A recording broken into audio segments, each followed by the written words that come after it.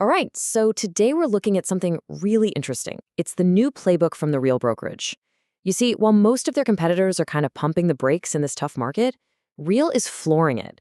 We're going to break down how they plan to build this massive army of agents, and maybe more importantly, why now might just be the perfect time to do it. So it all comes down to this one question, right? How do you actually win when everyone else is retreating? It's a bold move, it's totally counterintuitive, and honestly, that's what makes this whole story so compelling. Now, to really get what Real is doing, you have to understand the battlefield. The world of real estate brokerages is just packed.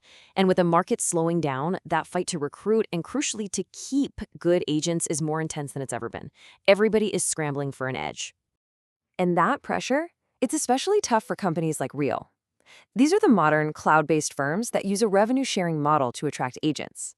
Basically, agents get a piece of the company's revenue. Now, in a space that is this competitive, that model puts a serious squeeze on your profits. You just can't afford to do what everyone else is doing. And this is where Real's plan really starts to take shape. It all centers around one person, Jason Cassity.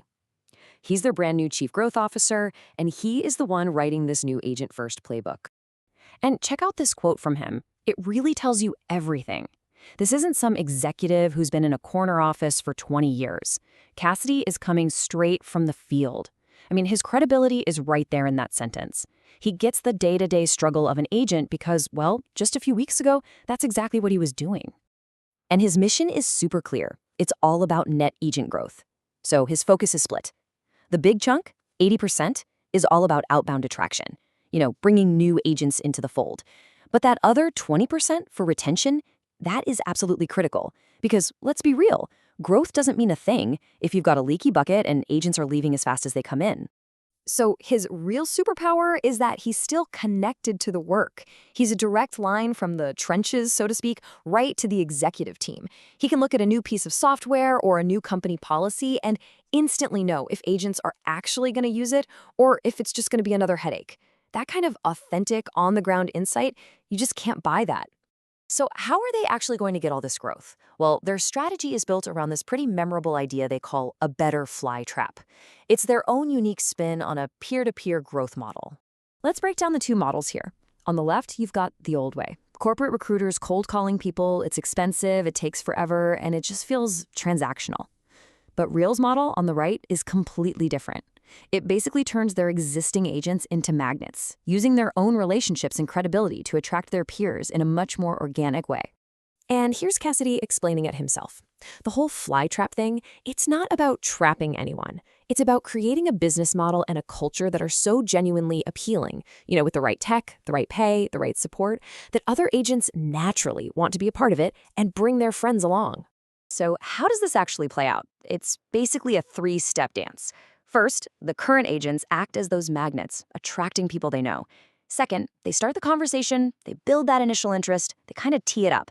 But, and this is so important, they don't have to carry it all the way. For the really big fish, like trying to bring over a 40-person team, Real's corporate growth team jumps in to help get the deal over the finish line. It's the best of both worlds, grassroots appeal with corporate power. Okay, now we get to the part that seems totally backward, the timing.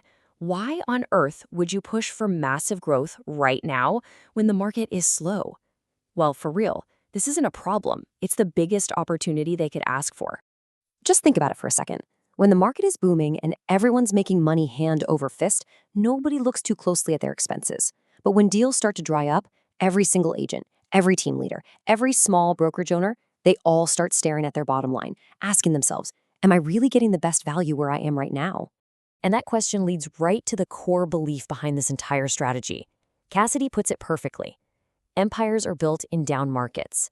This economic pressure is like a giant catalyst, forcing people to shop around for a better option. And Real is positioning its model to be that better option, right when everyone is looking. And listen, they are not thinking small here. Their target for 2026 is to add more than 10,000 net new agents. That is a massively ambitious goal, and it just shows you how much they believe in this strategy. But it's not just about getting more bodies in the door. It's a two-part mission. Yeah, they want to grow their agent count, but they also want to make their current agents more productive. Their goal is to take someone doing 6 deals a year and give them the tools to do 12. It's a shift away from just recruiting individuals to attracting whole teams and entire brokerages, building a much stronger, more productive base for the long run. So this all brings us to one last big idea. What Real is doing here is for real estate, sure, but the principle behind it could work almost anywhere. So I'll just leave you with this question to chew on. Is this kind of agent-led, peer-to-peer model where you empower your own people to be your best evangelists, is that the future of growth for all kinds of service businesses? It's a pretty powerful idea.